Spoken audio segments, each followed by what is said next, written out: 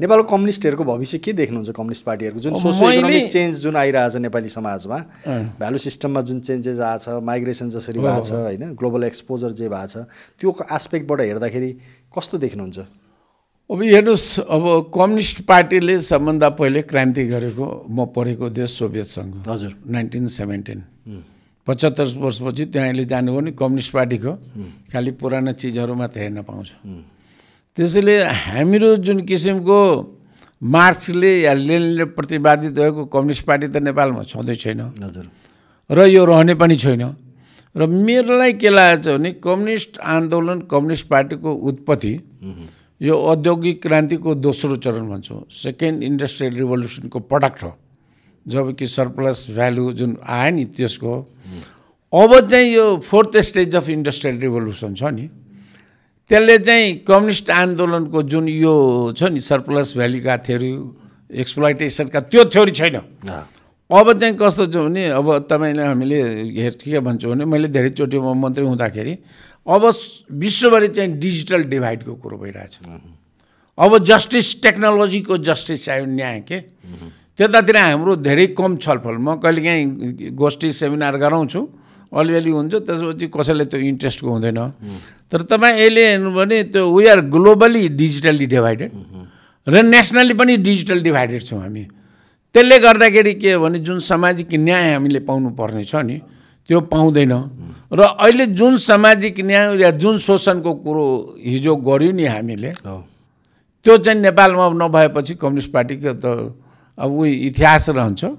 केही चाहिँ जीवित नेता हुन्जेलसम्म चाहिँ त्यो नाउँको लागि पनि चलाइराख्छन् है। त्यसैले अब बिस्तारै नेपालमा जुन किसिमको अहिलेको अब नयाँ केही सिद्धान्त, फिलोसफी जुन मैले भने नि, यो प्रविधिसँग समाजमा आएको परिवर्तन, विश्वमा राजनीतिले ल्याएको परिवर्तन, जस्तै अहिले हामी के भन्छौँ, मैले एकचोटि भाषणमै भनेको छु, तपाईँलाई एउटा इन्ट्रेस्टिङ भन्छु। पहिले चाहिँ हामी चाहिँ मार्क्स, एङ्गल्स, लेनिनका फोटो राख्थ्यौँ। सायद अहिलेको जनजी पुस्ता चाहिँ हो कि Bill Gates, mark Zuckerberg, Steve Jobs भनौँ न, अब अहिलेको यो के नाउँ रे, एलन मस्क, यिनीहरूको राख्छ के। किनभने अब प्रेरणाको स्रोत त के हुन्छ उसको लागि कि म प्रविधिबाट कसरी चाहिँ उद्यमी बन्ने। अब एउटा जुन कम्पनीको जति सम्पत्ति छ या उसको छ त्यो त नेपालभरिको नहुनु छ, हाम्रो भनौँ न त्यो लेभलको छ।